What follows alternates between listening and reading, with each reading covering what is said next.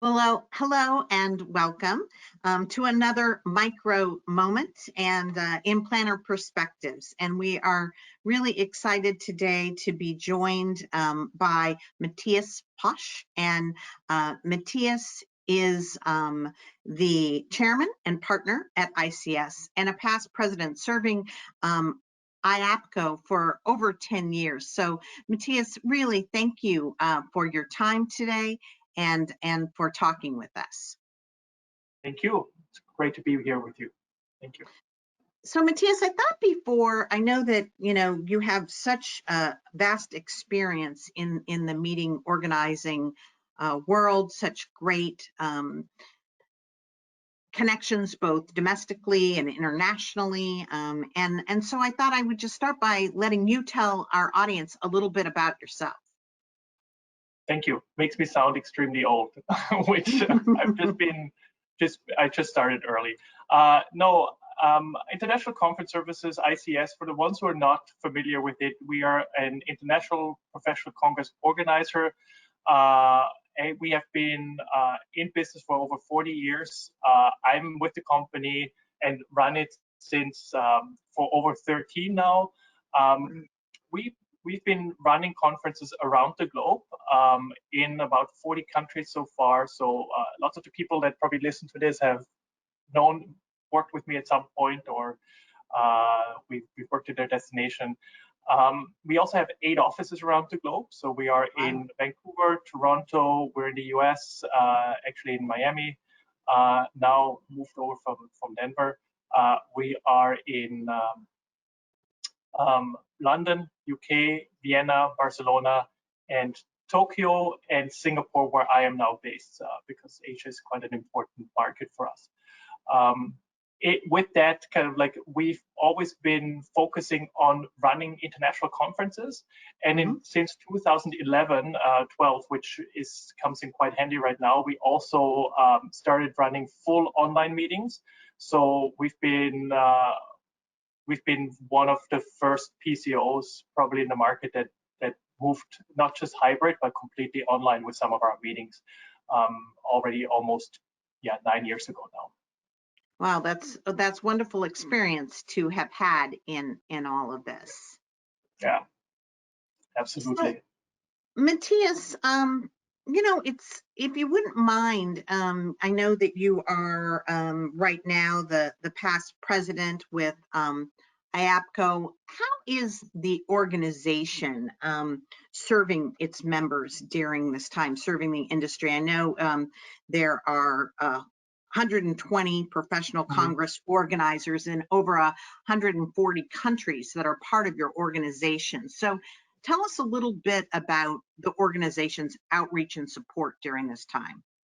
Yeah, it's a very important point, because I think our number one thing that we actually said we have to focus on in this time is upskilling of our members to really make sure they have the tools to know what's necessary right now in order to survive, right? Kind of like a big worry was how many of our companies will actually get through this if basically all meetings in 2020 are being canceled or postponed. So that was the number one thing, kind of really kind of helping people go through it with ideas of how they can transfer a meeting over into virtual, what other ways they can actually leverage right now and stay afloat. So we did a lot of what we called dialogues, where members also kind of like were able to exchange their experience, but we also invited experts in fields. And our latest dialogue, we just shared like 2 very successful virtual meetings where we also invited the clients of saying like, how did we move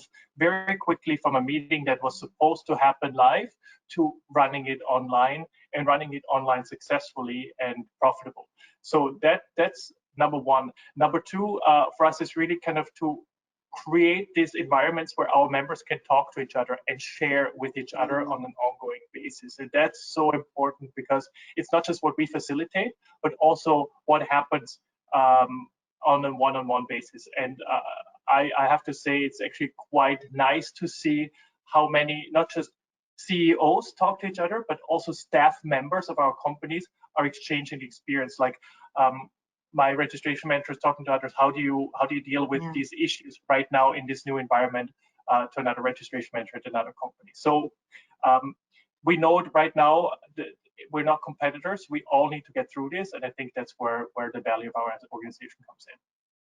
Those are great points, Matthias. I was just talking to a peer today about never before in my time in the meetings industry have I ever seen such collaboration, right? And you mentioned a few other things, you know, that pivot, the being able to pivot to really kind of into survival mode in this year. So it becomes, you know, first sort of survive, right? And then how to thrive again. So when you look at the challenges, and I know that there are many, especially when you talk about international congresses, when you think about the biggest challenges right now, what do you perceive them to be?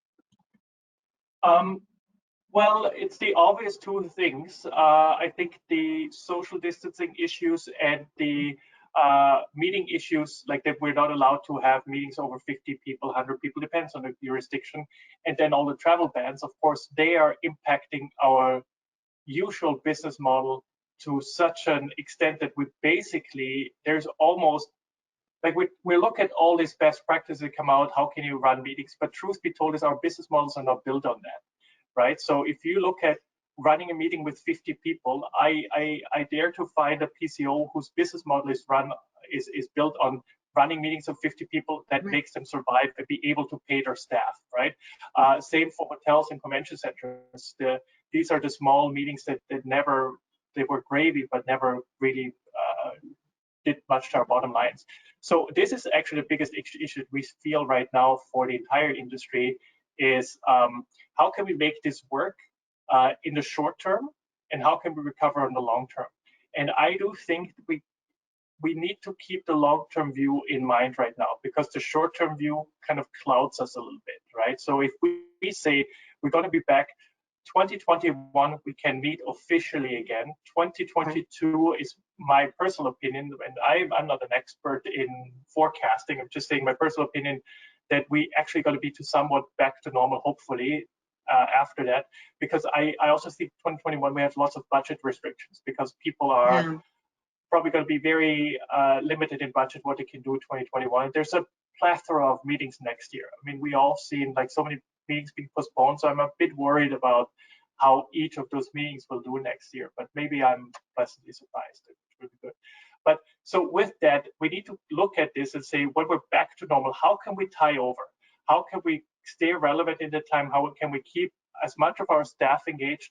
How can we actually develop forward? And how can we keep our clients afloat? Some of our clients rely very much on these issues, on this income that they get from meetings as well. I'm also worried that our clients go out of business, right? Our associations, and then what's still left? So if you keep all those things in mind, I think we have to kind of embrace other options like virtual options where we see there's still a bit of a way in there to stay relevant in the meantime, to keep the contact, but also to make some money. And I think right now our number one issue is how do we make money out of virtual? Because we've been not used to monetizing this. So if we are able to monetize this, not to a huge profit, but at least to make it through, we somehow make it to 2021, 2022 and on. So that's the only way I see it. We all need to keep the big summary of this is our whole world is in danger, from suppliers to organizers to clients, and we need to look outside of our own box and see it's not just about me surviving. I need the other ones to survive as well and thrive through this as much as possible, because that's the only way we can restart again. Yeah, you bring such a good point, and that probably is what's fostering a lot of the collaboration that you spoke to previously. Is just understanding how much we can't get on our own foxhole, right? How everyone's survival is going to be important to the future. Correct. So you've already kind of hit on my next question. So, you know, the business model is all about driving attendance and larger attendance, right? That's the number one success metric for any meeting organizer. So how do you think that this will reshape our industry in the short term? And you know, what other success metrics will be put in place that will offset them? And then, you know, just kind of a look at that. I think we need to go away from attendance to reach and just say, I think that's not just a short-term thing, it's also a long-term thing, that we need to think about how many people did we reach, right, through what we did. And that goes beyond the people that are physically at a meeting to the people that might be watching it in a webcast, or that might be engaging with the content later when it's put on a virtual library. Or also, I'm wondering kind of like if our business models of these huge conferences, of having one conference of 5,000, is the right one for the next few years, where it might be smarter to look at some smaller conferences, right? You're spreading your love out throughout the year instead of focusing so much on your main event. You do various conferences in various regions, so you're accommodating different travel budgets and needs that people have, and also travel restrictions, right? People, even if governments might allow you to travel, sponsors or companies or hospitals might not allow you to travel outside of your region. So spread the love a little bit. We might see more different smaller conferences happening. We might see them all tied together by a virtual component. I think we just have to change away from these big events that we always thought this is it, our 5,000, 6,000, 7,000 people citywide congress that is our crown jewel, into how many people do I reach throughout the year and how do I best reach them, and I have to sometimes go where they are.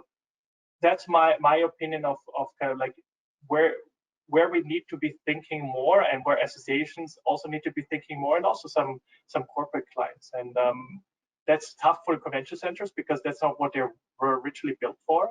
But it's also tough for us. We have to just rethink a little bit. Yeah, and as those centers think about, you know, like you said, instead of hosting one big congress, maybe it's stacking 5 mid-sized meetings, right?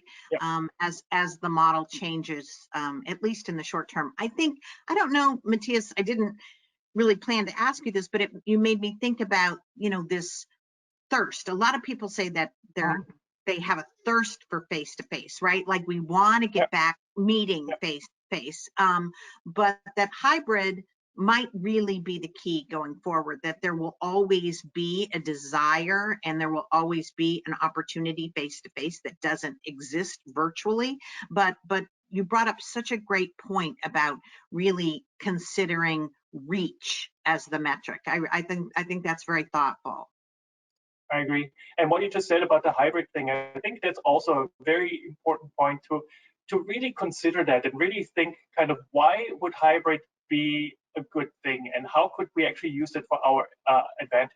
And it's going to change the face of meetings. And I'm not saying that in a sense, like, I don't believe that we stop shaking hands. That's my personal thing. I think as soon as it's safe to shake hands again, we'll do that. That's human nature, I think. But it's about things like, what did we learn in this time now that we had these online meetings? We learned that a lot of things can happen online.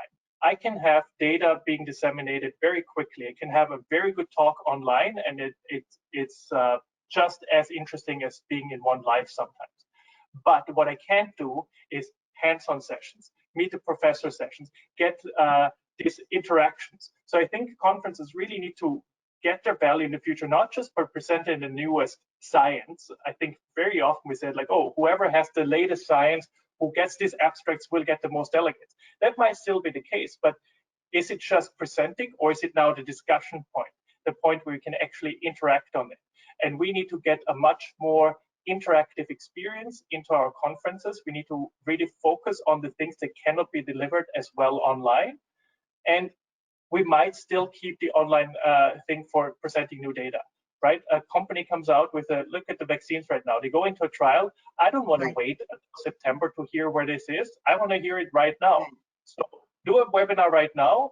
Tell me what it is. And in September, there will be the updates at the live conference. There will be a discussion on it. There will be, so, you know, I mean, we just have to think, how do those two worlds work together and enhance each other? How can we use it for our advantage? So hybrid, like virtual, is not our enemy, it's our friend, and it can actually help us bring people back to the live meetings if we use it properly. Yeah, you make just Mathias, thank you for being with us. You made some really, really great points, and I think that you're right. There's a lot of thinking and strategizing and collaborating to do together, and I just really appreciate you sharing that with our audience today. Thank you so much. It was a pleasure. Have a great day. Thank you. You too.